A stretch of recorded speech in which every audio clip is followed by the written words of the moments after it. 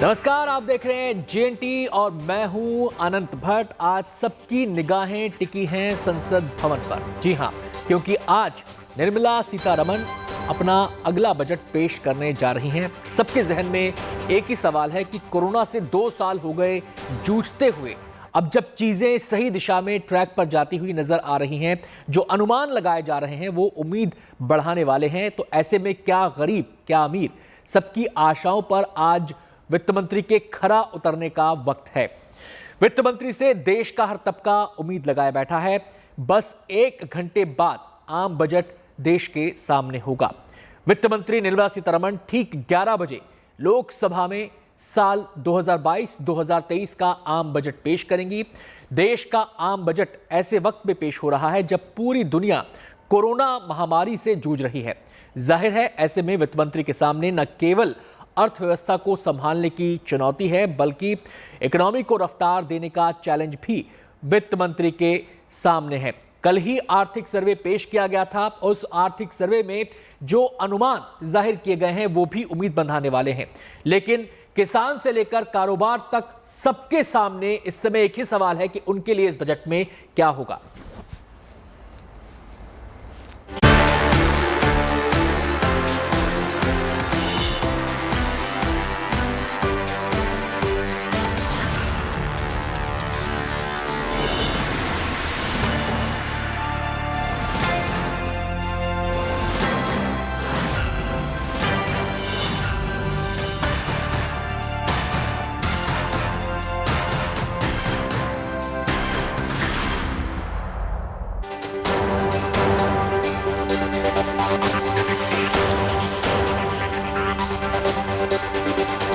तो अब से ठीक 1 घंटे बाद यानी सुबह 11 बजे वित्त मंत्री निर्मला सीतारमण बजट भाषण शुरू करेंगी। उससे पहले बजट से जुड़ी औपचारिकताएं पूरी की जा रही हैं।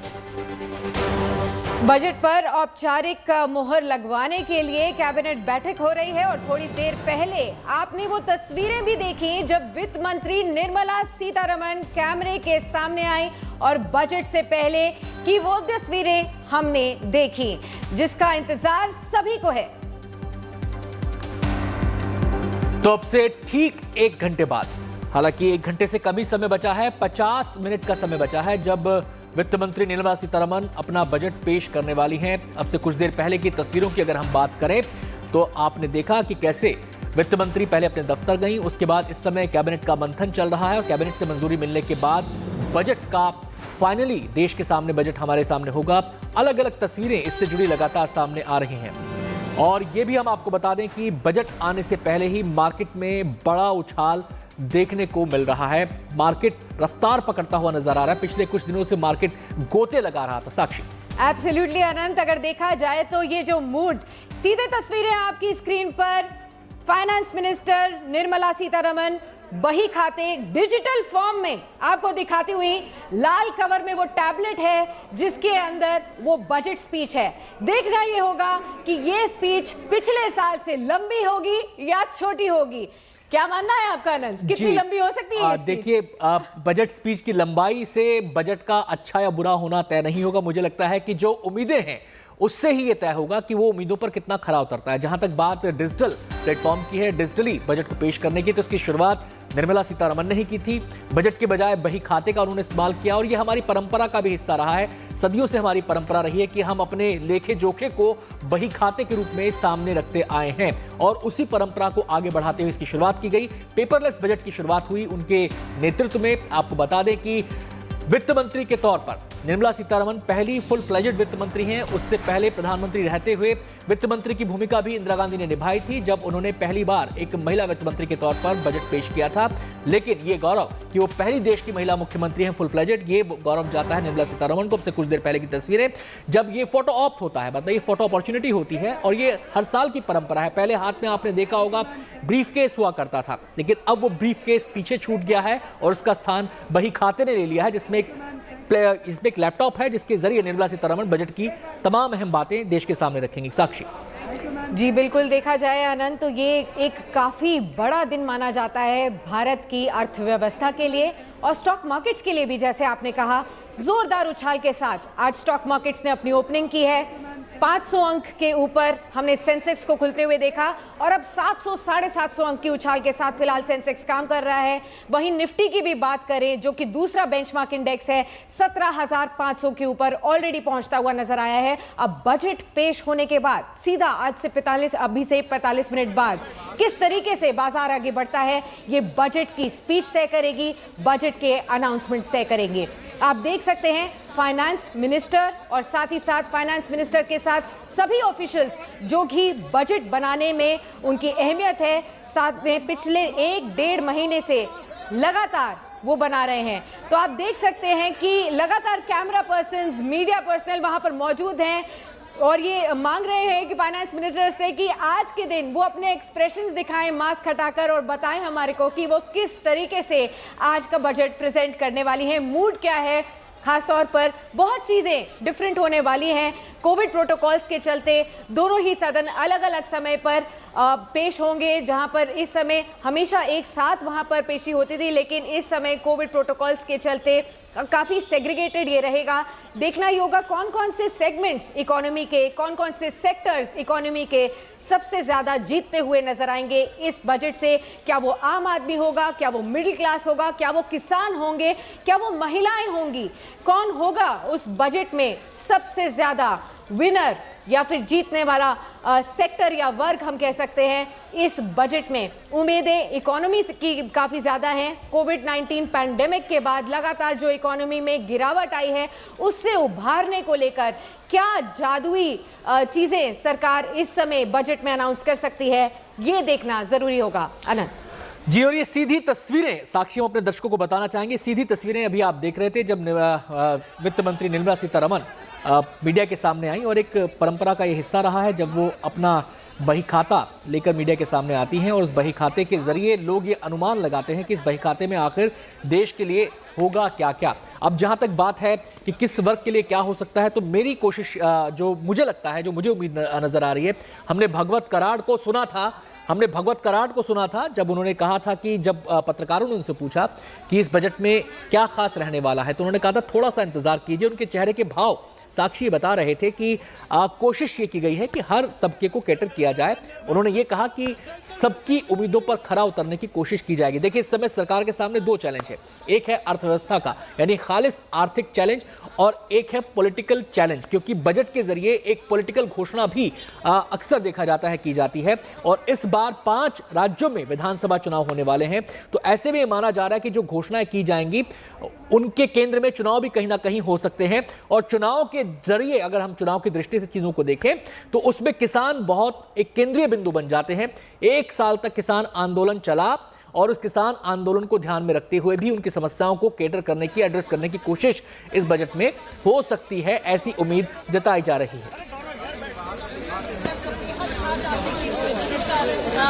आज वित्त मंत्री निर्मला सीतारमण बजट पेश करेंगी। यूँ तो बजट आजकल कंप्लीटली डिजिटल हो गया है, पर यहाँ पे आप देखिए कुछ कॉपीज जो बजट की है वो बनाई जाती है और यहाँ पे ग्रीन कवर में इस तरह से लाया जाता है। पहले ऐसा होता था कि पूरी ट्रक भर के बजट की कॉपियाँ आती थी, पर क्योंकि अब बजट डिजिटल हो गया इसलिए कॉपीज काफी कम होती हैं और इस तरह से सिक्योरिटी के मद्देनजर यहाँ पे स्निफर डॉग्स हैं जो स्निफिंग करके एक बारी सिक्योरिटी चेक होता है और उसके बाद यहाँ से निकल के बजट की कॉपी को भीतर ले जाया जाएगा। देखिए इसके ऊपर क्या लिखा है, राज्यसभा, यानी कि ये जो कॉपीज हैं ये राज्यसभा की कॉपीज है। इस तरह से लेके यहाँ से जाई जाती है और उसके बाद हिंदी में लिखा हुआ है, हिंदी बजट की कॉपी है ये, जो कि राज्यसभा में बांटी जाएगी। और इस बजट के तमाम पहलुओं पर बात करने के लिए हमारे साथ 2 खास मेहमान इस समय जुड़ गए हैं। मेहमानों से आपका परिचय करा दें। हमारे साथ अर्जुन निझावन है जो कि डायरेक्टर हैं निझावन ग्रुप के। इंडस्ट्री के अलग अलग पहलुओं पर हम बातचीत करेंगे कि आखिर इंडस्ट्री क्या उम्मीद लगाए हुए है। इसके अलावा आयुष मिश्रा हैं जो कि हेल्थ केयर एंटरप्रेन्योर हैं, जो कि जूम से हमारे साथ जुड़ रहे हैं। आयुष मिश्रा जी, आपका स्वागत है। अर्जुन जी, आपका भी बहुत बहुत स्वागत है। इस समय सबकी निगाहें इस बात को लेकर भी हैं कि हेल्थ सेक्टर को लेकर सरकार क्या घोषणाएं करती है, क्योंकि देश के सामने कोरोना की चुनौती है और कोरोना के काल में पूरे के पूरे हेल्थ इंफ्रा का जो केंद्रीय बिंदु रहा वो कोरोना को टैकल करना रहा। कि अब कहा जा रहा है कि वैक्सीनेशन के बाद चीजें सुधर रही हैं, तो हेल्थ सेक्टर में किस तरीके के बदलाव हो सकते हैं, तमाम इन पहलुओं पर हम बातचीत करेंगे। हम सबसे पहले रुख करना चाहते हैं अर्जुन निझावन जी का। इंडस्ट्री को बड़ी उम्मीदें हैं और इंडस्ट्री का बहुत बड़ा रोल होता है देश की अर्थव्यवस्था को ऊपर ले जाने में। तो ऐसे में एक इंडस्ट्रियलिस्ट के तौर पर, एक कंपनी के डायरेक्टर होने के तौर पर आप क्या सोच रहे हैं कि कौन से वो इंसेंटिव होने चाहिए जो इंडस्ट्री को मिले जिससे कि उसमें नई जान आए, नई ऊर्जा आए? नमस्कार, थैंक यू सो मच इस शो में मेरे को लाने के लिए। इंडस्ट्री की तो उम्मीदें बहुत है और वो हर बार होती है, बिकॉज इकोनॉमी जो होती है, जैसे आपने सही बोला, हर इंडस्ट्री अपने हिसाब से कंट्रीब्यूट करती है इकोनॉमी में। अगर आप बात करें तो ट्रैवल इंडस्ट्री सिर्फ 9 से 10% जॉब्स जनरेट करती है वर्ल्ड वाइड। ये सिर्फ इंडिया का स्टेटिस्टिक नहीं है, वर्ल्ड वाइड, चाहे वो ट्रैवल का जॉब्स हो, चाहे वो एंसिलरी सर्विसेज हो जिसमें टैक्सी सर्विसेज हो वगैरह आपके इंक्लूडेड होते हैं, चाहे वो एयरलाइंस हो, एयरलाइन बैगेज हैंडलर्स हो, एक्सेट्रा। तो उम्मीद तो ये है कि धीरे धीरे जो हमारे लॉसेज हुए और जो हमारे इश्यूज हुई है लास्ट उसमें, उसको करने के लिए थोड़ा बहुत जो बबल फ्लाइट्स है वो इंक्रीज हो जाए ताकि थोड़ा ट्रैवल इंक्रीज हो जाए। उसकी वजह से जो लोगों को परेशानी हुई है, पीछे जो बिजनेस थोड़ा डाउन हुआ है और जो समझ नहीं आया वो हो जाए और थोड़ा डोमेस्टिक इकोनॉमी में पुश हो जाए। उसमें थोड़ा अगर टैक्स का अगर देख पाएगी कि हम लोग कैसे फिगर आउट कर सकते हैं और कैसे लोगों को इनवाइट कर सकते हैं कि यहाँ आके एक बार देख ले, तो वो हो जाएगा। जो इंडिया का बेस्ट पार्ट है, एक तो कंजम्पशन अपना डोमेस्टिक बहुत स्ट्रांग है, अगर इंटरनेशनल भी हम सही तरीके से कर ले, उनको यहाँ ले आए तो इससे बहुत बेनिफिट होगा हमको। जी बिल्कुल, तो इसी के साथ चलिए आयुष जी का भी रुख कर लेते हैं। और आयुष जी, क्योंकि आप हेल्थ केयर सेगमेंट से बिलोंग करते हैं, इस पूरे ही सेक्टर पर काफ़ी फोकस रहा है पिछले 2.5 साल में, क्योंकि कोविड-19 पैंडेमिक ने वर्ल्ड वाइड काफ़ी ज़्यादा नुकसान पहुंचाया इकोनॉमीज़ को, कंट्रीज़ को, अलग अलग सेक्टर्स को जो कि इससे जुड़े हुए थे, और इसका सीधा overwhelming impact health care sector को ही भुगतना था। इस सेक्टर से क्या कुछ उम्मीद कर रहे हैं आप अभी यूनियन बजट से? हमने देखा कि हेल्थ केयर सेगमेंट अभी भी देखा जाए तो वर्ल्ड वाइड कंपैरिजन में जीडीपी के लिहाज से एलोकेशन जो बजट में होता है काफ़ी कम होता है। क्या यहाँ पर एलोकेशन की उम्मीदें ज़्यादा हैं या फिर कुछ और भी आपकी प्रायोरिटीज़ है जो आप मानते हैं कि यूनियन बजट को इस बार केटर करनी चाहिए? Yeah, absolutely, and thank you so much for inviting me first. और I think आपने खुद ही सबसे बड़ा आंसर कर दिया। सबसे ज़्यादा I think expectations इस बजट से हेल्थ केयर इंडस्ट्री को ही है। पिछली बार जो बजट आया था उसमें बहुत मैसिव हमने इंक्रीज देखा था public spending for health care as compare to GDP, जो मेरे ख्याल से 1.8% तक उसको लेकर आए थे। आई थिंक इस बार से बहुत ज़्यादा एक्सपेक्टेशन है कि जो परसेंटेज ऑफ जीडीपी है हेल्थ केयर के लिए उसका एलोकेशन अप टू 3% तक होना चाहिए। Not just because of Covid का पैंडेमिक, तो आई एम वेरी होपफुल कि is nearing the end, but I think इस तरीके के और बहुत सारे हो सकता है कि हमको इवेंट्स देखने पड़े और उसके लिए इंफ्रास्ट्रक्चर को तैयार करने के लिए 3% तक जाना बहुत ज़रूरी है। एंड सेकेंड, आई थिंक जो हेल्थ केयर के लिए जो इंसेंटिवाइजेशन है, आई एम वेरी होपफुल कि इंसेंटिवाइजेशन को बढ़ाया जाएगा, specially to create infrastructure in the rural areas और स्मॉल टाउन्स में। इंडिया में अभी जो सबसे बड़ा प्रॉब्लम है, बड़े शहरों में तो हेल्थ केयर की सुविधाएं पर्याप्त हैं, मगर जब आप छोटे शहर गांव की तरफ जाते हैं तो बहुत बुरा हाल है। और ये जो पब्लिक स्पेंडिंग बढ़ेगी इसको भी फोकस स्मॉल टाउन्स पे करना चाहिए और स्टार्टअप्स को और इंडस्ट्री को भी आई थिंक इंसेंटिवाइज करना चाहिए कि वो अपना फोकस छोटे शहर पे ज्यादा करे, रूरल पे ज्यादा करे। बिकॉज आयुष जी, एक बड़ा चैलेंज जब हम बात करते हैं हेल्थ सेक्टर की, तो एक बड़ा चैलेंज सरकार के सामने भी है और एक बड़ी चिंता लोगों के लिए होती है। लोगों को ऐसा लगता है कि अगर कोई बीमारी आ जाएगी तो उनके ऊपर एक बहुत बड़ी मुसीबत आ जाएगी, क्योंकि स्पेंडिंग्स का एक बड़ा हिस्सा उनकी हेल्थ इश्यूज को एड्रेस करने में चला जाएगा। तो ऐसे में बड़ा चैलेंज सरकार के सामने है कि हेल्थ सुविधाएं जो हैं सुगम हो, सब तक पहुंचे और सस्ती पहुंचे। ये संतुलन कैसे बनाया जा सकता है? इसको लेकर क्या इंडस्ट्री का कोई रोड मैप है जो आप सोच रहे हैं कि उस दिशा में आगे बढ़ा जाए तो चीजें अच्छी हो सकती हैं और हेल्थ का जो मसला है वो सबके लिए सुलभ हो सकता है? ये नहीं, एक्चुअली बहुत अच्छा क्वेश्चन है। मैं आपको पर्सनल एक्सपीरियंस से बता सकता हूँ। हम लोग का जो कंपनी, हम रूरल हेल्थ में ही काम करते हैं, मैं आपको पर्सनल एक्सपीरियंस से बता रहा हूँ। 50% ऑफ द टाइम्स ऐसा होता है कि वो फैसिलिटी वहां पे अवेलेबल है, मगर आम जनता तक पहुंचता ही नहीं है कि ऐसी फैसिलिटी मेरे विसिनिटी में अवेलेबल है, चाहे वो सरकार की तरफ से हो चाहे इंडस्ट्री की तरफ से हो। तो आई थिंक जो एक एलोकेशन है ऑफ द बजट वो पेशेंट एजुकेशन के लिए करना बहुत जरूरी है, बिकॉज हम वहां तक तो बाद में जाएंगे कि सबके लिए हर तरीके का वो अवेलेबल हो, बट जैसा आपने बोला कि एक डर रहता है कि अचानक से कुछ हो जाएगा तो मेरे लिए क्या है। वो डर तब जाएगा जब कॉन्फिडेंस क्रिएट होगा पब्लिक में, और वो कॉन्फिडेंस क्रिएट होगा जब पब्लिक को पता लगेगा कि एक्चुअली अभी क्या क्या अवेलेबल है उनके पास। बिकॉज बहुत सारी ऐसी फैसिलिटीज हैं जो पब्लिक की विसिनिटी में अवेलेबल है छोटे शहरों में, but they are not aware. चाहे वो डायबिटीज केयर के लिए हो, चाहे वो अभी तक हमने देखा है हिस्टोरिकली हमने सबसे ज्यादा फोकस किया है गायनी पे, जिसको जच्चा बच्चा कहते हैं, उस पे बहुत फोकस किया है, या जो ट्रेडिशनल जैसे कि कार्डियोलॉजी पे ज्यादा फोकस किया है। बट कोविड के बाद आई थिंक इन्फेक्शियस डिजीज और इस तरीके की नई चीजें हैं जिस पे फोकस करना है, और इसकी बहुत सारी फैसिलिटीज गांव में है, आने वाले समय में और आएंगी, जैसे जैसे इंडस्ट्री को इंसेंटिवाइज करेंगे आएंगी, मगर पेशेंट एजुकेशन पे बहुत खर्चा करना है। अगर हम देखते हैं यूएस में, यूरोप में, तो वहां पे पेशेंट एजुकेशन, पेशेंट स्क्रीनिंग पे बहुत खर्चा होता है। यहाँ पर अभी वो उस तरीके का किसी तरीके का ट्रायल सिस्टम्स नहीं है। तो आई थिंक, बट इसमें भी मेरा ऐसा मानना है कि देखिए हर कुछ सारी चीजें सरकार नहीं कर सकती। सरकार का काम है इंसेंटिवाइज करना, मोटिवेट करना, एनकरेज करना, और ये सारी चीजें प्राइवेट इंडस्ट्री को आगे होकर करनी पड़ेंगी। जी बिल्कुल, हम आपसे बात करेंगे अभी, क्योंकि हेल्थ केयर सेक्टर एक इंपॉर्टेंट सेक्टर है, इसके ऊपर फोकस लगातार ज़रूरी है। लेकिन मैं अर्जुन जी का दोबारा से रुख करना चाहूँगी और उनसे पूछना चाहूँगी कि इंडस्ट्रियल सेक्टर में अगर देखा जाए, इंडिया इंक ने लगातार जो भी एक्सपेक्टेशंस रखी थी टैक्स रिडक्शन को देखते हुए, उन सब के ऊपर सरकार ने पहले भी डेफिनेटली एक्सटेंड किया है यूनियन बजट में मेजर्स। लेकिन हमने पिछले एक साल में देखा कि लिक्विडिटी का सपोर्ट हो, लोअर इंटरेस्ट रेट्स का फ़ायदा हो, ये सारा इंडस्ट्रीज़ को मिला है। इकोनॉमी में जितने भी MSMEs हैं या कॉर्पोरेट जगत है, इनको मिला है। लेकिन अब जो चैलेंजेस इमर्ज हो रहे हैं, भले ही वो रॉ मटेरियल प्राइस हाइक्स को लेते हुए हो, क्रूड ऑयल प्राइसेस को लेते हुए हो, इन्फ्लेशन को लेकर हो, इसकी वजह से कहीं ना कहीं मार्जिन्स पर इम्पैक्ट पड़ रहा है। क्या इसकी वजह से इकोनॉमी में जो हम हमेशा उम्मीद करते हैं इंडिया इंक से, एक्सपेंशन का, इन्वेस्टमेंट का, कैपेक्स का, जिससे और ज़्यादा जॉब्स क्रिएट हो, क्योंकि एक विशियस साइकिल है, क्या इसकी वजह से चैलेंजेस आपके लिए पोज हो रहे हैं? आप क्या उम्मीद करते हैं कि सरकार इस पूरे क्षेत्र को टैकल करने के लिए जो ग्लोबल चैलेंजेस इमर्ज हो रहे हैं, इस पे किस तरीके से आगे बढ़े जिससे कि इंडिया इंक को सपोर्ट हो?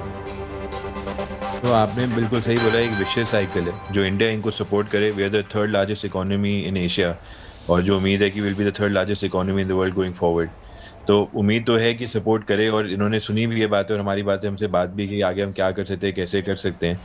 उम्मीद ये है कि वो देखे कि कैसे आपका GST कट आए, चाहे वो इनबाउंड का हो चाहे वो बाहर का हो। जहाँ तक आप बात करें एक्सपेंशन की, एक एक्सेस टू क्रेडिट एक बहुत इंपॉर्टेंट चीज़ होती है जो धीरे धीरे वो इंक्रीज हो रहा है, राइट। उसमें ऑब्वियसली अपने हर्डल्स हैं, because past experiences, historical experience India में जो रहे हैं वो थोड़े टफ रहे हैं फॉर वेरियस रीजंस, बट वो एक्सेस इंक्रीज कर रहे हैं और लोग एक्सपैंड करना चाहते हैं, बिकॉज सबको दिखता है कि यहाँ हर्डल्स जितने भी हो तो उनको हेल्प चाहिए होगी एक्सपेंशन की, कि कम से कम ये बेनिफिट मिले कि आप अगर आप एक्सपेंशन करेंगे तो आपको गवर्नमेंट के से सपोर्ट कम से कम ये मिलेगा कि जो आप टैक्सेस पे करते हो और एक तरीके से काम करते हैं तो आपको सपोर्ट करके आपकी कंपनी को शायद आगे प्रमोट भी कर सकते हैं। अगर आप सिर्फ बात करें टूरिज्म की बात करें या सिर्फ होटल्स की बात करें या इसी की बात करें, जितना लोग इंडिया आ सकते हैं उससे इंडिया की इकोनॉमी ही और बढ़ेगी और यहाँ का बेनिफिट ही और होगा। जितना आप टैक्स तो उतना अच्छा होगा। इसका क्लासिक एग्जांपल अगर आप देखेंगे, जो आप जिस तरह दुबई ग्रो हुआ है, जिस तरह बाकी जगह ग्रो है, सिर्फ ट्रेडिंग हब की वजह से ग्रो हुए हैं। और उनको अगर आप ऐसे अगर ट्रेडिंग हब बनाने लोगों को यहाँ आने की कोशिश करेंगे, यहाँ इतना कल्चर है, इतनी आप चीज़ें यहाँ कर सकते हैं, उसकी हमारी ज़रूर उम्मीद है कि सरकार सुन रही है बातों को और होपफुली वो बजट में कम से कम टैक्सेशन का रिबेट हमको देना शुरू कर दे, तो उससे हम लोग काफी एक्सपेंशन की आगे बढ़ा सकते। अर्जुन जी, जो सबसे ज्यादा चैलेंज देखा जाए, वैसे तो पूरी इंडस्ट्री के सामने ही चैलेंज था, लेकिन कुछ सेक्टर्स सबसे ज्यादा प्रभावित हुए इस कोरोना काल में, उसमें टूर एंड ट्रैवल एक खास सेगमेंट था। इसके अलावा हॉस्पिटैलिटी इंडस्ट्री थी, उसको बड़ी मार इस कोरोना काल में पड़ी है। लेकिन अब चीज़ें लगता है कि सुधार की दिशा में बढ़ रही हैं, अगर कोई नया वेरिएंट नहीं आया, कोई नई वेव नहीं आई और वैक्सीनेशन प्रोग्राम जिस रफ्तार से चल रहा है उस रफ्तार से बढ़ता रहा, तो ये कहा जा रहा है कि चीज़ें अब अच्छे की तरफ बढ़ेंगी। ऐसे में आपको क्या लगता है कि जो बैकलॉग है, जो 2 साल का डेंट है, उसे कैसे भरा जाएगा हॉस्पिटैलिटी इंडस्ट्री के अंदर, टूर एंड ट्रैवल के अंदर? क्योंकि ये सेगमेंट रोजगार भी देता है, ये सेगमेंट फॉरेन इन्वेस्टमेंट भी लेकर, फॉरेन एक्सचेंज भी लेकर आता है।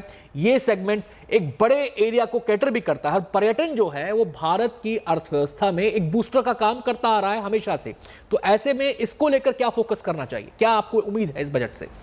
इसमें एक मेरी बड़ी स्ट्रॉन्ग व्यू है कि ultimately, and this is my personal view entirely, कि कोरोना जो है आई थिंक मोर और लेस गवर्नमेंट रियलाइज करे कि ये रहेगा हमारे साथ and we have to live with it, right. उसके बाद वैक्सीनेशन ड्राइव, जैसे आपने भी मेंशन किया और सबको पता ही है कि वैक्सीनेशन ड्राइव इंडिया में is one of the strongest drives जो हम आगे लेके जा रहे हैं।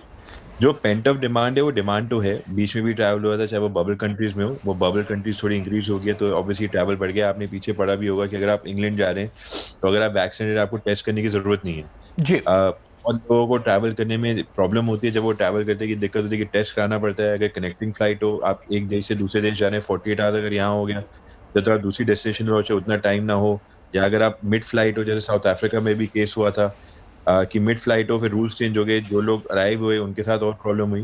तो हमारे बजट इसको एड्रेस नहीं कर सकता। बजट यही कर सकता है जो अल्टीमेटली हम जो सरकार से उम्मीद करते हैं कि एक कंसेंसस बैठ जाए कि ट्रैवल करने में आसानी हो। जो लोग इंडिया आ रहे हैं, जो लोग इंडिया से बाहर जाना चाहते हैं, इनबाउंड के, जैसे आपने बताया कि यहाँ इकोनॉमी जनरेट होती है, चाहे आप छोटे से जिले में चले जाएं, चाहे बड़े से सिटी में आ जाए, एम्प्लॉयमेंट जनरेट होती है। तो हम तो यही चाहेंगे कि उसका थोड़ा आप देखिए कि आप लेके चलिए कि आप बहुत इंपॉर्टेंट पार्ट है और इसको आप सपोर्ट करिए, इसको आगे बढ़ाइए, इनक्रेडिबल इंडिया का कैंपेन और बढ़ाइए ताकि लोग का जो ट्रैवल हो वो इंक्रीज हो जाए। और आप अगर नोटिस, अगर आप देखेंगे, स्टेटिस्टिक्स देखेंगे, ये जो वायरस है ऑब्वियसली डेथ्स हुई है और बड़ा ट्रैजिक केस रहा है, बट जितना I think we have to realise कि we have to live with it. तो इसको हम जितना आगे बढ़ाएंगे और जितना इसको बजट में लेके आएंगे कि इसका टैक्सेशन थोड़ा कम करके हम इंक्रीजेस कर ले, I think that will definitely help us. Ji Arjun ji और आयुष जी, आप दोनों से हमारी ये बातचीत जारी रहेगी। अभी हमें एक छोटा सा यहाँ पर ब्रेक लेना होगा, ब्रेक के बाद लौटेंगे तो इस चर्चा को आगे बढ़ाएंगे। अब बहुत कम समय बचा है, बमुश्किल 35 मिनट बचे हैं जब वित्त मंत्री निर्मला सीतारमण बजट पेश करेंगी। उसी का हमें भी इंतजार है, चर्चा जारी है, आप देखते रहिए गुड न्यूज टुडे।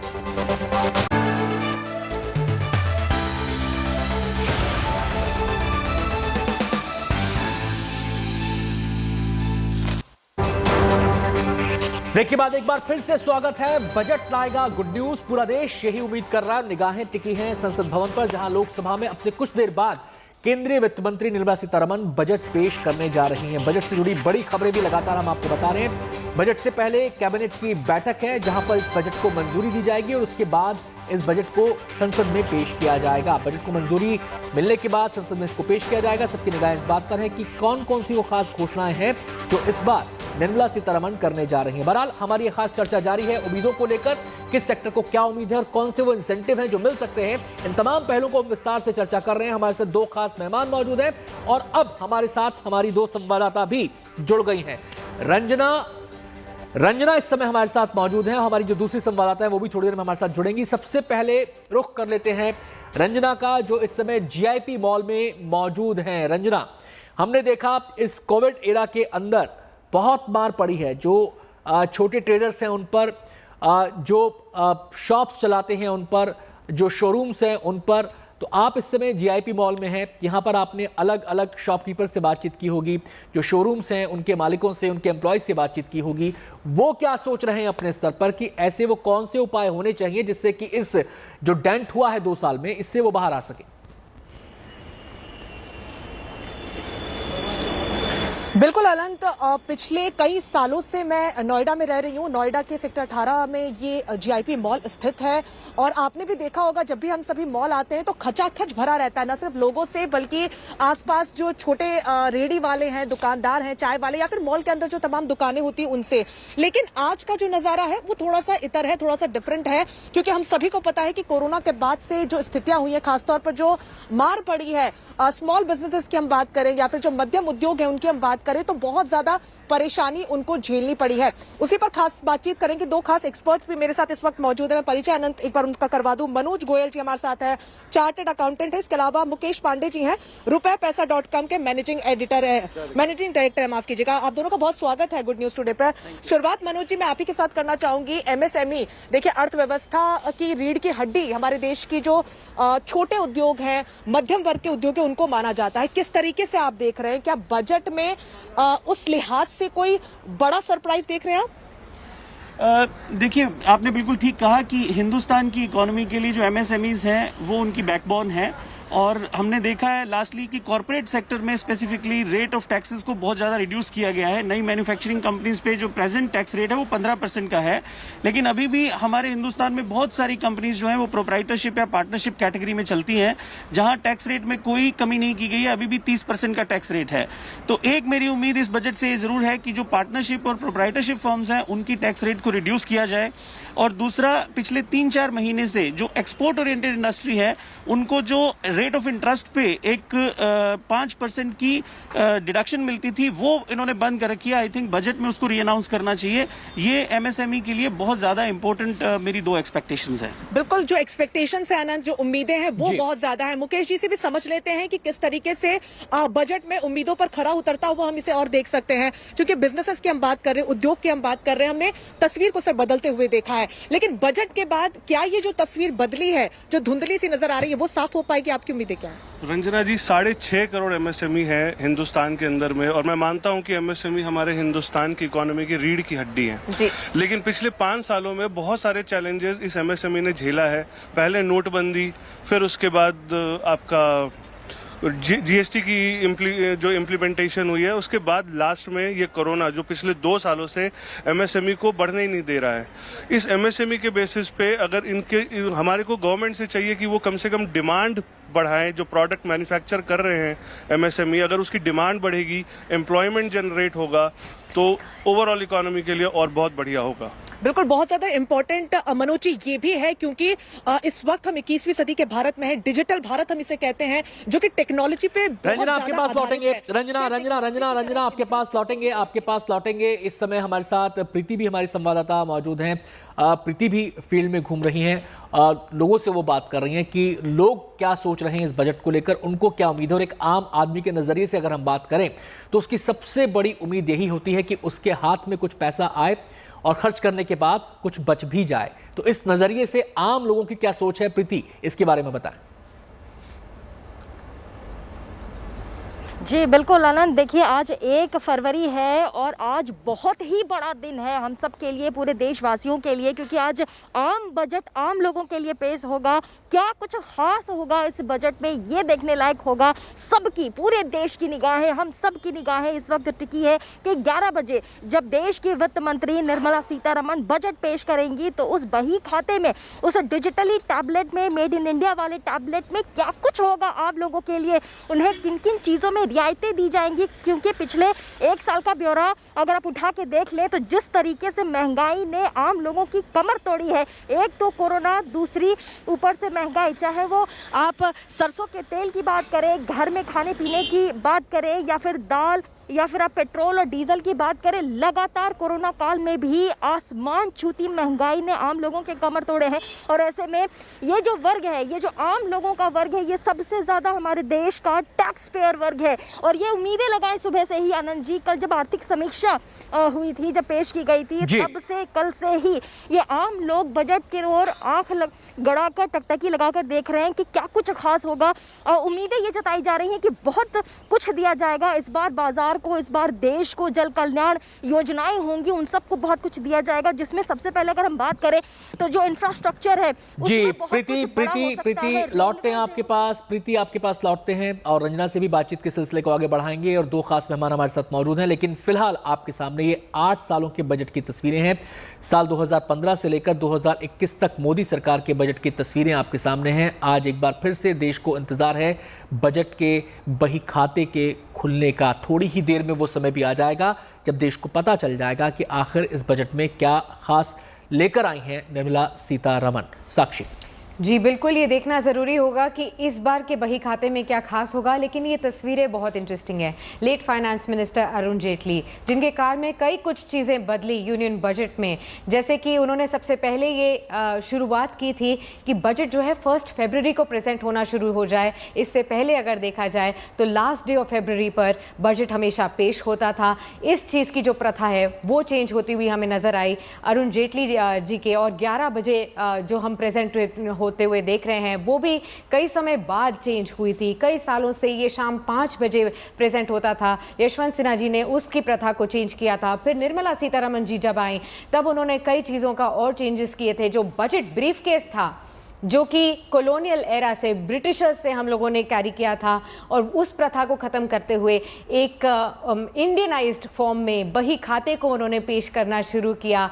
और उसके बाद डिजिटलाइजेशन का शुरू हुआ। कोविड-19 पैंडेमिक के चलते ये दूसरा लगातार साल होगा जब डिजिटल वे में आपको यूनियन बजट की स्पीच मिलती है। अब बजट प्रिंट नहीं हो रहे हैं पिछले 2 साल से कोविड पैंडेमिक के चलते। देखना ये होगा लोगों की लाइफ्स में क्या बदलाव लेकर आएगा यूनियन बजट। क्या कल से आपकी लाइफ्स में कुछ चेंजेस आएंगे या नहीं? 1 अप्रैल से जब से यूनियन बजट के इम्प्लीमेंटेशन होंगे, क्या आपकी और मेरी ज़िंदगी में कुछ चेंजेस आएंगे? क्या चीज़ें हमारे लिए सस्ती होंगी? क्या टैक्स भरना हमारे लिए आसान बन जाएगा या नहीं? या फिर एम्प्लॉयमेंट हमारे लिए ज़्यादा बढ़ जाएगा या नहीं? इन्वेस्टर्स के लिए, इकोनॉमिस्ट के लिए यहाँ पर पैसा डालना आसान हो जाएगा या नहीं? फॉरेन डायरेक्ट इन्वेस्टमेंट और बढ़ेगा या नहीं? भारत में और पैसा आएगा नहीं? या फिर साथ ही साथ कॉर्पोरेट जगत की बात करें तो वहाँ से कैपेक्स साइकिल दोबारा से शुरू होगी या नहीं? ये कुछ पहलू हैं जिनके आंसर्स आज हमें बजट में मिलने वाले हैं। और जैसे कि साक्षी जिक्र कर रही थी कि इस बार पिछले 2 बार से कोरोना काल में इसकी शुरुआत हुई, डिजिटल बजट हम देख रहे हैं। इससे 2 फायदे हैं। एक तो कोविड एरा में इसकी शुरुआत हुई तो एक पहलू था, वो एक कंपल्शन थी हमारे लिए। लेकिन एक और है कि पहले जब बजट पेश होता था तो इसको पेपरलेस बजट बनाने के पीछे एक सोच ये भी थी कि इससे पर्यावरण के लिए भी इसे उपयोगी माना जाता है। इस बीच बड़ी खबर ये आ रही है कि संसद भवन में कैबिनेट की बैठक खत्म हो गई है और थोड़ी ही देर में संसद में बजट पेश किया जाएगा। और अब जो समय बचा है केवल 20 मिनट का समय बचा है। 10:40 इस समय मेरी घड़ी के मुताबिक हो रहे हैं। आपकी घड़ी हो सकता है 2-4 मिनट आगे पीछे हो। लेकिन अब संसद भवन में कैबिनेट की बैठक खत्म हो गई है और थोड़ी ही देर में संसद भवन में इस बजट को पेश किया जाएगा। और जैसा कि हम बता रहे थे कि बजट एक देश की अर्थव्यवस्था को चलाने का इंजन का तो काम करता है, उसे दिशा तो देता ही है, लेकिन साथ ही साथ इसमें एक पॉलिटिकल स्टेटमेंट भी देखने को मिलती है। और ये बजट इसलिए अहम हो जाता है क्योंकि ये ऐसे समय में आ रहा है जब से अब से ठीक 8 दिन बाद 5 राज्यों में चुनाव की हमें रणभेरी बजती हुई नजर आएगी। उत्तर प्रदेश में पहले फेज का चुनाव होगा 10 तारीख को। इसके अलावा पंजाब में चुनाव है, इसके अलावा उत्तराखंड में चुनाव है। तमाम वो स्टेट्स हैं और ऐसे में लोगों के जहन में ये सवाल उठ रहा है कि ऐसी कौन सी खास बातें होंगी जो इस बजट में एड्रेस की जाएंगी। हम अपने दर्शकों को बता दें कि इस बीच हमारे साथ अर्जुन निझावन जी मौजूद हैं, इंडस्ट्री से जुड़े हुए हैं। उनसे हम लगातार बातचीत के सिलसिले को आगे बढ़ा रहे हैं। एक बार फिर से हम अर्जुन जी का रुख करते हैं। अर्जुन जी, जब बात होती है इंडस्ट्री की तो आजकल स्टार्टअप्स को लेकर भी काफ़ी चर्चा हो रही है। नए नए एंटरप्रेन्योर इस देश में आ रहे हैं, नए नए आइडियाज़ के साथ वो काम कर रहे हैं। कहा जा रहा है कि उनको अगर इंसेंटिव दिया जाए तो MSMEs की तरह वो भी एक बड़ा रोल प्ले कर सकते हैं एम्प्लॉयमेंट जनरेशन में और लोगों को इंडिपेंडेंट बनाने की दिशा में भी उसके ज़रिए बढ़ा जा सकता है। आप इस दिशा में क्या सोच रहे हैं? भारत तीसरे नंबर पर है स्टार्टअप्स के मामले में अगर देखा जाए। बहुत सारे ऐसे स्टार्टअप्स हैं जिनको लेकर कहा जा रहा है कि वो इस साल या अगले 1-2 साल में यूनिकॉर्न बन सकते हैं। तो ऐसे में इस सेक्टर को किस तरीके से केटर किया जा सकता है? वो कौन सी सेक्टर की उम्मीदें हैं जिसको एड्रेस करने की ज़रूरत है? इसमें मैं आपको स्टैट देता हूँ। US में 487 स्टार्टअप्स यूनिकॉर्न्स बने थे इस साल। उसमें से जो 65 थे वो इंडियंस ने फॉर्म किए थे। इंडिया में 90 यूनिकॉर्न्स बने थे इस साल, राइट। तो ये जो आप स्टार्टअप की बात कर रहे हैं जो कई साल पहले थोड़ा शू स्ट्रिंग बजट में थे या कम बजट में वो आगे लेके आए थे, तो ये आपको शो करता है कि एक्चुअल में क्या टैलेंट है इंडियन में या पीपल ऑफ इंडियन ओरिजिन में जो चीज़ें यहाँ लॉन्च कर सकते हैं। अभी पीछे एक आया भी था कि इंडिया में जो पैटेंट्स फाइल हो रहे हैं डिस्पाइट कि R&D बजट में लोग इतना इन्वॉल्व नहीं होते, तो कितना हमारे यहाँ पैटेंट्स फॉल हो रहे हैं which is on par with anywhere else in the world, क्योंकि हमारे पास वो कैपेबिलिटी है। जो ये नए लोग हैं, जो नए बच्चे नई सोच लेके आए हैं, वो चाहते हैं कि स्टार्टअप्स में लेके आए कि एक सर्टेन पॉइंट तक जब उनकी रेवेन्यू ना हो, उन्होंने टेबल भी किया हुआ है कि उसकी टैक्सेशन ना हो।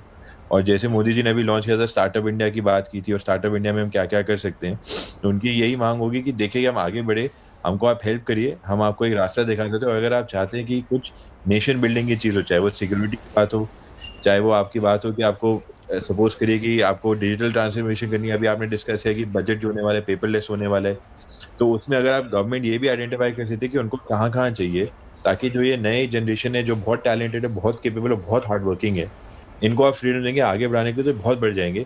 और एक एक्स टर्नओवर तक इनकी अगर आप हेल्प करिए और इनको टैक्स ना करिए तो ये आगे जाके बहुत बढ़ जाएंगे जी। तो आई थिंक हेल्प 2 तरीके से हो सकती है अर्जुन जी। हेल्प के 2 तरीके हैं। एक तो है कि टैक्स रिलैक्सेशन, उसका ड्यूरेशन बढ़ाया जाए, ये भी मांग उठ रही है। एक है क्रेडिट, इन्वेस्टमेंट, वो कैसे आए, वो कैसे पहुंचे, इसके लिए क्या कोई अलग से फंड बनाने की जरूरत है? तो आ ही रही है। आप देखिए, अगर आप स्टेटिस्टिक्स देखिए, सबसे ज्यादा जो टैक्स जो इनफ्लोज आए हैं वो इंडिया में आए हैं, बिकॉज लोगों को पता है इंडिया में टैलेंट, और इंडिया का जो डेमोग्राफी है, जो पॉपुलेशन है हमारे यंगस्टर्स की, बहुत कंज्यूम करते हैं। प्रोडक्ट तो पिकअप हो जाएगा और वो हेल्प भी हो जाएगी। गवर्नमेंट की तरफ से ये हेल्प चाहिए, बस उनको प्रमोट करें, उनके बारे में जितना बात करें, उनको करेज दीजिए कि आप आगे बढ़िए, हम आपके साथ हैं और ये प्रॉब्लम हमको आपके साथ सॉल्व करनी है, तो उनके साथ चलिए। ये सिर्फ पैसे तो रेज हो जाते हैं, बिकॉज अगर प्रोडक्ट अच्छा हो जाता है, आप भी देख रहे हैं कितने यूनिकॉर्न्स बने हैं। मार्केट बहुत कीन है, बाहर के इन्वेस्टर अपने इंडियन इन्वेस्टर बहुत कीन है, और इसलिए आपने मेंशन किया जैसे सब 600 मार्केट बढ़ी है अभी, राइट? तो पैसा बहुत है मार्केट रेज करने में, वो आई डोंट थिंक कोई उसमें स्ट्रेस है। The stress would be just ensuring that आप एक तरीके से उनको आगे बढ़ाए, उनको सपोर्ट करिए जितना कर सकते हो, और उनके बारे में बात करिए। जी, आपके पास लौटेंगे अर्जुन जी, इस चर्चा को हम आपसे आगे बढ़ाएंगे। तो अर्जुन जी का साफ तौर पर कहना है कि स्टार्टअप का उज्जवल भविष्य इस देश में है, बस जरूरत है थोड़ी सी सहायता की और सही दिशा में आगे बढ़ने की। तो उम्मीद की जा रही है कि उसको लेकर भी बजट में कुछ ना कुछ अहम बातें कही जाएंगी। बहरहाल बजट पेश होने वाला है, चंद ही मिनट रह गए हैं जब निर्मला सीतारमण देश के सामने बजट पेश करेंगे, लेकिन उससे पहले आज सुबह से ही तैयारियां शुरू हो गई थी। चाहे वो निर्मला सीतारमण हो, वो अपने विभागीय कार्यों में लगातार उस दिशा में आगे बढ़ती रही। हमने देखा देश के 2 वित्त राज्य मंत्री भागवत कराड़ और पंकज चौधरी, वो भी, उनकी भी व्यवस्थाएं हमने आपको दिखाई। उन दोनों का इस बजट को लेकर क्या कहना है, जब वो मीडिया से मुखातिब हुए तो क्या बात उन्होंने कही, जरा ये सुन लेते हैं। देश के यशस्वी प्रधानमंत्री जी के नेतृत्व में दुनिया के सर्वश्रेष्ठ ताकतवर महिलाओं में से एक आदरणीय श्रीमती निर्मला सीतारमण जी के नेतृत्व में देश के सभी सेक्टर के लोगों को, भावनाओं को ध्यान में रखते हुए एक समावेशी, सर्वसमावेशी बजट आने वाला है, जिससे निश्चित तौर से देश के लोगों का कल्याण होगा और देश भी आगे बढ़ेगा। सर, किसानों को लेकर के किसान काफी ज्यादा नाराज है उत्तर प्रदेश के समाज के सभी वर्गों को ध्यान में रखा गया है। निश्चित तौर से थोड़ा इंतजार करिए, बजट आएगा, सब कुछ सामने आएगा। सरकार ने कहा था कि लगातार जो है उनकी इनकम डबल। इन सभी सेक्टरों को, सभी चुनौतियों को ध्यान में रख करके ये बजट आने वाला है। थोड़ा धैर्य रखें आप लोग, कुछ घंटों की बात है। बजट से किसान भी उम्मीद करें? निश्चित तौर से सभी वर्ग को उम्मीद करना चाहिए। धन्यवाद।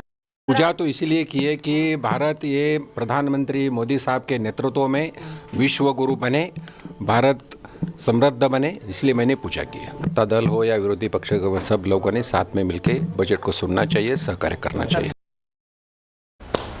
जी बिल्कुल, तो अभी आपने सुना वित्त राज्य मंत्रियों को और किस तरीके की उम्मीदें हैं इस बार से बजट जो सिटीजन्स लगा सकते हैं, उनके ऊपर डेफिनेटली हमें नज़र रखनी होगी और देखना ये होगा कि अब से बस 15 मिनट के अंदर फाइनेंस मिनिस्टर निर्मला सीतारमण हमें बताएंगे कि किस तरीके का बजट अब पेश हो सकता है। लेकिन देखना ये है कि एक्सपेक्टेशंस क्या कुछ हैं वो भी हम आपको बता देते हैं। लगातार हमारे पास बाइट्स आ रहे हैं जो कि कॉरपोरेट जगत से हैं और बड़े बड़े लोग हमारे पास बता रहे हैं कि आज उनको क्या कुछ उम्मीदें हैं सबसे important person finance minister Nirmala Sitharaman से। आइए देखते हैं। तो मुझे जैसा कि उम्मीदें सब नागरिकों की, और मुझे भी यही लग रहा है कि आम नागरिकों को कुछ फायदा इससे होगा। अभी जो मिडिल क्लास के लोग हैं काफी सफर कर रहे हैं। जैसे अगर देखा जाए कि हम लोग जो टैक्स जो प्रीपेमेंट सिस्टम में आकर अगर 5 लाख तक का आया, मुझे इसको और बढ़ाया जाए क्योंकि महंगाई इतना और भी बढ़ रहा है पहले से, तो हम लोग का जो सैलरी इंक्रीमेंट भी हो रहा है उस हिसाब से, बट टैक्स में बहुत पैसा चला जाता है और रिबेट का नाम में कुछ मिलता नहीं है। तो आम लोग यही अपील करना चाहेंगे कि आम बजट में आम लोगों का ध्यान रखा जाए। सारी टिकट्स महंगी हो रखी है रेलवे की, कोई सुविधा के नाम पे तो कुछ भी नहीं है, और साथ में महंगाई इतनी ज़्यादा है, दालों के दाम 200 रुपये पार हो चुका है। जब से, एक बात कहना चाहूँगा, जब से मोदी गवर्नमेंट आया है तब से रेलवे में काफी इंफ्रास्ट्रक्चर को लेकर के काफी तेजी आई है। हमारा मेन चीज ये है कि हमें या तो रेलवे ग्रुप डी में शामिल किया जाए। बुजुर्ग कुली है, उनके बच्चों को उनकी जगह समायोजित करना, बुजुर्ग कुलियों को बच्चों को समायोजित करना, और जो युवा कुली है उनको ग्रुप डी में नौकरी देना। ग्रुप डी की मांग, पहली मांग ग्रुप डी की है। इस बार जो बजट आ रहा है तो महिला हो त्राहिम हो गई है, वो सब चाहती है कि ये टाइम पे बजट इतना अच्छा है तो सब लोग खुश हो जाए। जो इतना सब भाव बढ़ गया है, रांधन गैस का बढ़ गया है, फिर वो साग भाजी का बढ़ गया है, कठोर का बढ़ गया है, तो ये सब चाहते हैं कि ये टाइम पे बजट इतना सारा अच्छा सस्ता होना चाहिए कि सब गृहिणी खुश हो जाए। बजट में ट्रांसपोर्टेशन सस्ता होना चाहिए, जिसकी वजह से मॉर्निंग में आज पहला तो आपको यहाँ दूध आता है। ट्रांसपोर्टेशन देखोगे कि जब भी डीजल का भाव बढ़ा, दूसरे दिन दूध का भाव बढ़ जाता है। तो ट्रांसपोर्टेशन सस्ता होएगा तो सब चीज़ें सस्ती मिलेंगी आपको।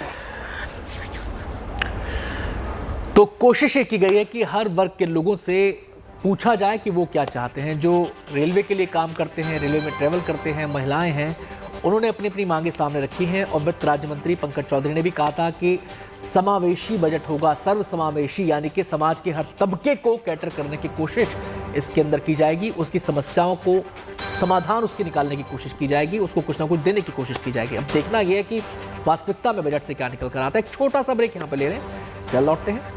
आप बने रहिए गुड न्यूज टुडे के साथ।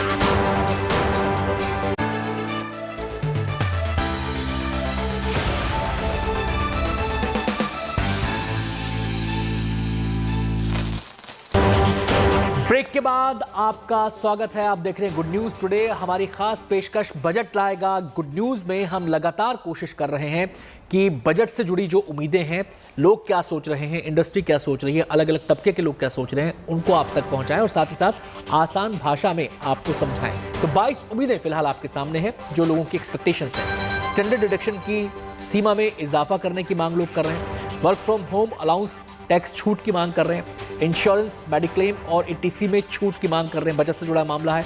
इंश्योरेंस पर जीएसटी से राहत की मांग की जा रही है। फिनटेक को राहत की आस है। ऑटोमोबाइल क्षेत्र को राहत मिलने की उम्मीद जताई जा रही है। डिजिटल इंडिया को बढ़ावा दिया जाएगा, ऐसी घोषणाएं हो, ये उम्मीद है। प्रोत्साहन पैकेजों की उम्मीद इस बजट से लगाई गई है। इसके अलावा रियल एस्टेट क्षेत्र को बूस्ट मिले, ऐसी कोशिश की जाए, ये उम्मीद की जा रही है। कोरोना मरीजों, उनके परिवारों को राहत दी जाए, उनके लिए कोई घोषणा हो।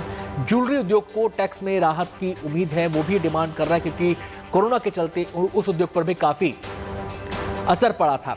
और ये तमाम वो उम्मीदें हैं जो लगातार लोग इस बजट से कर रहे हैं कि ऐसी घोषणाएं हो जिससे कि पैसा उनके हाथ में आए, खर्च भी करें और बचत भी हो जाए। साक्षी जी, चलिए तो साथ ही साथ हम आयुष जी का भी दोबारा से रुख कर लेते हैं। एक्सपर्ट हमारे साथ मौजूद हैं आयुष जी आपसे पूछना चाहूँगी, लगातार हम हेल्थ केयर सेक्टर के इंफ्रास्ट्रक्चर डेवलपमेंट की बात कर रहे हैं, विलेजेस, रूरल एरियाज़ में, जहाँ पर उम्मीद हो रही है कि किसी तरीके से सरकार को हेल्थ इंफ्रास्ट्रक्चर पर एलोकेशन इस तरीके से बढ़ाएं कि हर जगह सुख सुविधाएँ जो हैं हेल्थ केयर सेक्टर के हिसाब से बढ़ें। लेकिन एक इम्पॉर्टेंट फैक्टर जो हमने पिछले 1-1.5 साल में देखा वो ये था कि हेल्थ केयर सर्विसेज प्रोवाइड करने वाले स्किल्ड वर्कर्स की भी काफ़ी कमी हमें महसूस हुई। क्या इस क्षेत्र में, इस बजट में कुछ ऐसा अनाउंस हो सकता है जिससे ज़्यादा से ज़्यादा लोग स्किल्ड हो पाएं हेल्थ केयर सर्विसेज प्रोवाइड करने के लिए? हाँ बिल्कुल, एक्चुअली ये एक्सपेक्टेशंस पिछले 4-5 साल से करी जा रही है, पिछले 4-5 साल के बजट से करी जा रही है कि हेल्थ एजुकेशन, पेशेंट एजुकेशन पे काम हो, जैसा कि मैंने भी पिछले सवाल पे भी बोला था। और ये सबसे ज़्यादा इम्पॉर्टेंट टाइम है कि हम हेल्थ एजुकेशन पे बजट एलोकेट करें। और उसके लिए सिर्फ एजुकेशन इम्पॉर्टेंट नहीं है, actually we have to invest on technology that aids for health education. Health education का एक इंफ्रास्ट्रक्चर क्रिएट करने के लिए बहुत स्क्रैच से काम करना पड़ेगा, रूरल में काम करना पड़ेगा। उसके लिए आई थिंक 3 चीज़ों पे बहुत ज़्यादा फोकस करना है। सबसे पहले ईज ऑफ बिजनेस पे फोकस करना पड़ेगा, ताकि अभी हेल्थ केयर में और खासकर रूरल सेक्टर पे जब हम देखते हैं तो ईज ऑफ बिजनेस उतना ज़्यादा नहीं है जितना दूसरे सेक्टर्स में है। और वो कहीं ना कहीं जाके एक हेल्थ एजुकेशन पर भी असर डालता है। तो उस पर जो आपके प्रोटोकॉल से सरकारी, उस पर थोड़ा काम करना पड़ेगा जिससे एजुकेशन बढ़े। उसके बाद टेक्नोलॉजी पे इन्वेस्ट करना पड़ेगा कि दिल्ली से बैठा एक बहुत अच्छा आयुष जी आपके पास फिर से लौटेंगे। अब चंद ही मिनट बचे हैं, थोड़ी ही देर में बजट पेश हो जाएगा। हमें यहाँ पे छोटा सा एक ब्रेक लेना होगा, ब्रेक के बाद जल्द आते हैं।